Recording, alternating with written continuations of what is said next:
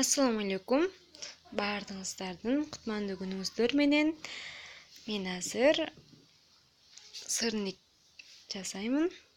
Видеонун аягына чейин биз менен болуңуздар. Ага 500 грамм быштак, 3 аш кашык кумшекер, 2 дана жумуртка, 100 грамм un керектелет. Эгер үй бүлөңүздөрдө адамдын саны көп болсо, андан да кичине көбөйтүп койсоңуздар болот. Биринчи кумшекер менен жумуртканы салып, жакшылап аралаштыргандан кийин унду салып, аралаштырып, кашык менен алып, кол менен формага келтиребиз. Эми унга булап, майга бышырабыз. Майыңыздар дакталган болуш керек.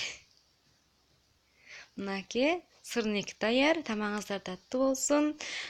Таңкы чайга ушинтип даярдап жеңиздер.